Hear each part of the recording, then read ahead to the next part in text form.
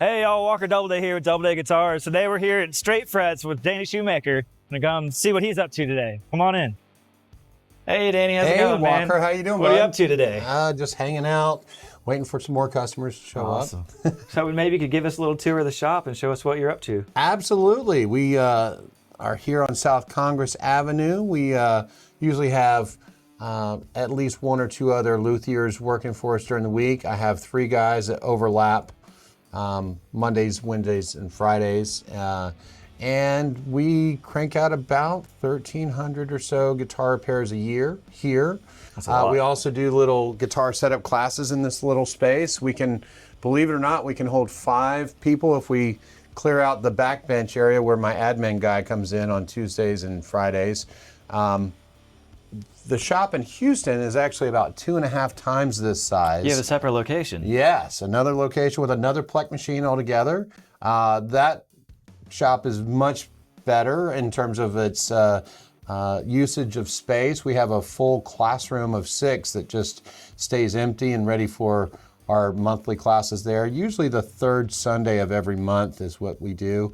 And we also have a workshop there, a bigger showroom. Here we have about 90 or so strings for sale, believe it or not.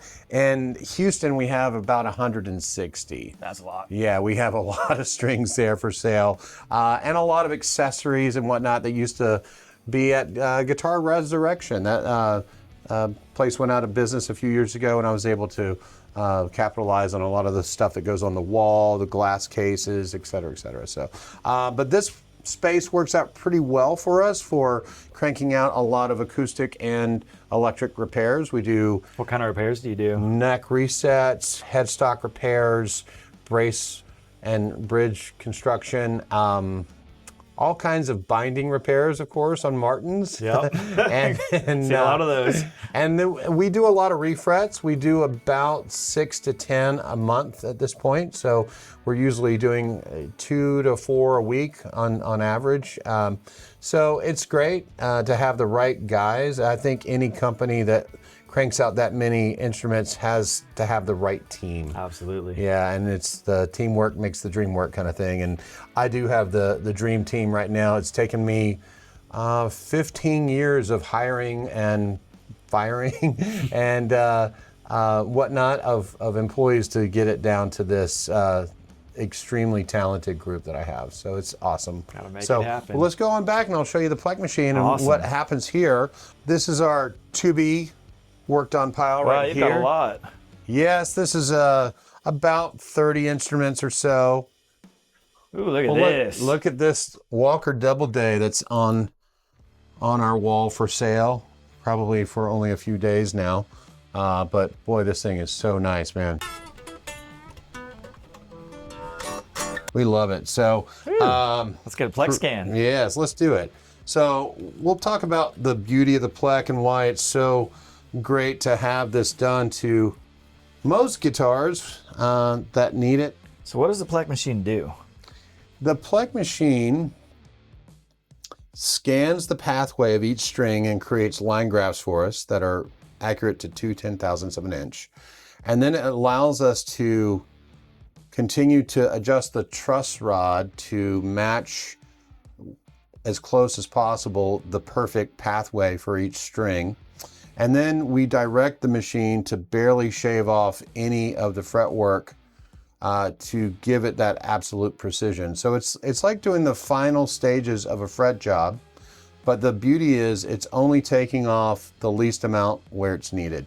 So that's when someone says a guitar has been plecked, that's usually what it means is it's had the frets done with this technology. But it can also cut the slots of the nut, so it can control the slots this way towards the string tree or this way towards the tuners. So, and both at the same time. So it allows us to have amazing control of the slots. Let's say if you had a banana headstock style from the 80s Fan and out. that high E really fans out nicely, we can actually lean that slot halfway towards the tuner, and the halfway point is the is the secret sauce there, is that you're trying to help the string go around the corner. Mitigate those angles. Right. If you made them go directly towards the tuner, the tensile strength of the string would allow the spacing of the strings to be altered. So if it's just halfway to the tuner, it'll still allow the evenness of the spacing. The other thing that the Plek will do is put the perfect shape into the fingerboard prior to the frets going in. So it will allow for the proper relief based on what string gauge you are preferring to have on. Another thing that the Plek can do is cut the saddle slot in a bridge. So if we're replacing the bridge on a vintage instrument and we need to put the slot in there, it will cut that slot for us based on where the frets are. So is it able to angle the saddle for perfect intonation too? It does. It allows us to angle it. We can control the thickness of the cut, the length of the cut, how deep the cut is on the bass side, how deep the cut is on the treble side. So it allows us to do a whole lot with that slot, and it cuts it in about 5 minutes or less. It actually takes about 5 minutes to program and about 1.5 minutes to cut. So it's definitely a time saver for sure. And that's the other things that it'll do, which is not typical that we don't see every day, is we can do we can cut a nut slot. So if a nut is in the wrong position, we can fill that and then recut it. Or if we're having a Floyd Rose style locking nut put onto a guitar, it'll cut that whole shelf exactly where you want it to be. And it's nice because it will go close to the edge and then come around and then cut in from the outside in. So it won't blow out anything. Awesome. So it's very accurate in that regards. Could a new guitar benefit from a Plek job? Brand new Gibson or Fender? Yes, and it really has a lot to do with how much these companies choose not to dry out their wood in the construction process. Collings, as you well know, is one of the greatest companies for taking a long time for drying out that wood. Taylor is another one. So you don't have these structural issues that arise later. On a Gibson, if you see these little binding cuts, especially with older Gibsons from, say, the 70s or 80s, that's because the fingerboard was still wet enough to continue to shrink after it was made. And of course, the wood shrinks and the metal doesn't, so the frets literally just slice right into the binding and it collects dirt over time. So if you ever see all of those little slots next to a fret, that's because the fingerboard wasn't dried out properly. So, but yeah, a Fender is one company that chooses to do things without the Plek technology. So we do see our fair share of Fenders on the machine. But Gibsons, again, when they're not drying out their wood quite to the degree that they need to ensure stability, it could be Plek perfect out of the box, and 2-3 years later of seasonal changes, it might be needing a Plek again because a little hump might have developed somewhere that wasn't there in the beginning.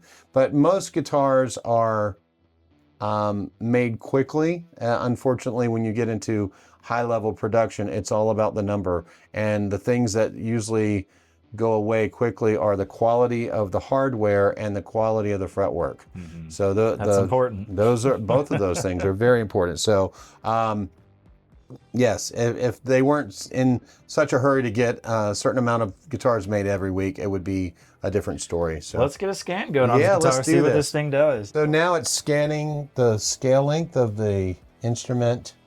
Now it's going to go down and probe for the strings at the bridge. So now it's probing for the string at the nut. It's also going to be picking up what the action is at the nut and the action at the saddles. Another scan I haven't even shown you yet. Now it's going to fall off the edge of the fingerboard at the bass side, first fret, right there. So what is that telling us? It's telling, the machine is actually looking at what's going on. It doesn't have an eyeball. So this is what it's doing in lieu of an eyeball, is it's trying to figure out where the strings are and where the neck is. Once it knows where the neck and the fingerboard exactly is, then it can go back up to the string and push the string out of the way right here And now it's running the scan. This is actually now creating a line graph that we're about to be able to see for each string. The name of the machine is a reduced version of the word plectrum. A plectrum is anything that can pluck a string, whether it be a feather, your fingernail, a tortoise shell. Anything that's responsible for plucking the string is a plectrum. Well, this robotic finger has never changed design since this technology came out in 2000. And when it comes off of the string, it doesn't release it. It just comes straight off and it ends up plucking the string. So you can really hear the sound of what it's doing, especially here at the fixed point. And yeah, and so that's what the name of this machine is derived from, the word plectrum reduced down to plec. I didn't know that. It's cool. Believe it or not, when it's scanning, for every time that it's hitting each fret, it's making about 40 points of measurement. God. And I don't even know how it's sampling that much information as it's going down, but we can actually see a little dot-to-dot screen the whole fret of the crown of the fret. And it's very amazing. It's kind of mind-blowing how much information is being tallied. That's during incredible. that. Yeah. So now we're done with the scans, and we can look at this low E to high E scan. And if there was real issues with this, where it says current buzz values with this little triangle, we would see triangles here, there, and everywhere showing that that would be a buzzy spot. This is one of those rare instances where I would say, I can't really consciously take your money because this is already plec perfect. So how often does that happen? Not very often. I've only had to make that phone call 4 times over the course of 8.5 years. I personally have plecked about almost 5,000 instruments. So about about once every 1,000 or so instruments, I finally can say that's plec perfect. So, wow. So because of the accuracy of this being so great, we're going to have to put another guitar in here to really show what the machine can do. So let's go ahead and grab another one. Sounds good. All right. All right. Now we are putting this Indonesian-made Ibanez. It's an early, I believe it's Indonesian. I probably shouldn't say that until I know for sure. It's either Korean or Indonesian made. Ibanez George Benson, but they only made them a few years from this factory. So this will be interesting to see how well the fretwork lines up to the quality of the Japanese Ibanez factory, which is some of the best fretwork too. It's like your stuff. I mean, it's like, ooh, this doesn't need to be plecked. So.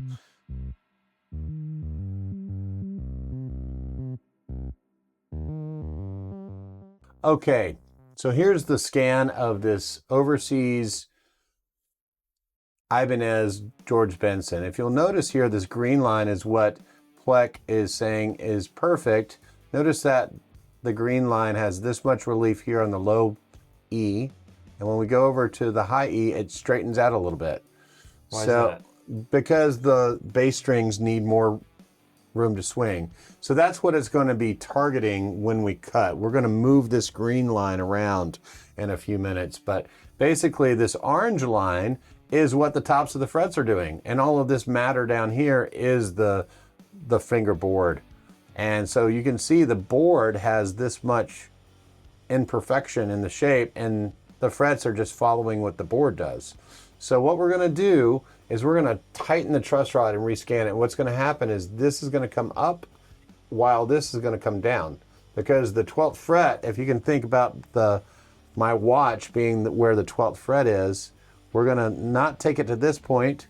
It's kind of like this point right here. We're going to try to get it somewhere in between to where this is reduced and this comes down. So let's go ahead and do that. All right. So now that we've really tightened the crap out of this truss rod, we can totally see that that problematic area isn't nearly as bad. And this is the low string. Notice how perfectly the board is with that. That is about as perfect as of a board as you're going to find. This is the low E, this is the A, this is the D, this is the G, the B, and the high E. And this is where we really have some issues with the board. It's not very good at all. So the green line is what we're going to be moving around. So this particular screen is called the virtual fret dress screen. So this is the best way I know how to describe this, is that these lines, those green lines, you can move them around at the 1st and the 12th fret at the low and the high E. So if this is the 1st fret of the high E, this is the 12th fret of the high E, this is the 12th fret of the low E, and this is the 1st fret of the low E. We're literally moving this around like this, and we can only control it for now like that. So let me show you what my silly robot dance looks like. So see this green line? Watch it come down. See those orange numbers going to green, like right there? Yeah. So that means it's now going to be kissing all of those frets. And when I mean kissing, we can look at this like this. This will tell us this is 38 thousandths of an inch, and it was 39 thousandths. So this little bitty hump right there that's leveled out, it was 40, and now it's 37. So that's literally 3 thousandths of an inch, which is just barely over the thickness of cellophane tape. But this is not good. This is these are those buzz values after cutting. Like currently, see all those? Lots of triangles. Lots of those triangles. That is buzzy. So after cutting, the only thing that would be left at this point would be these squares. So we're going to move this down here at the 12th fret, and notice that all of those orange lines now, or orange numbers, go to green. And this tells us in thousandths of an inch how high the fret material would be after cutting. So it kind of gives us a little preview of the future before it happens. And this will allow us to know if it's even safe to pluck a guitar. So what's the machine going to do to the guitar now? So I'm going to just tell it to continue. And in doing so, it's going to tell me to take the strings and move them out of the way. So we're going to Velcro them to the back of the neck. And we're going to strap the guitar in really tightly to emulate string pressure. And then it's going to start cutting the frets, but after it's rescanned the instrument. So the difference between actual string pressure and emulated string pressure is what it's going to be measuring the difference of, so that when it cuts and we end up at the end, all of this orange line and this green line will superimpose themselves, and all the inaccuracies, like this big old honkin' hump right here, will be gone, and all the fret pathway will look like the green line. And then you'll have a perfect playing guitar? Yes, absolutely. Awesome. So, well, thank you so much, Danny, for showing us around the shop. This has been a pleasure. It's been a great time having you here today. We really enjoyed it. And so let us know if there's anything else we can do. Absolutely. Thank Thank you. you. All right, boss.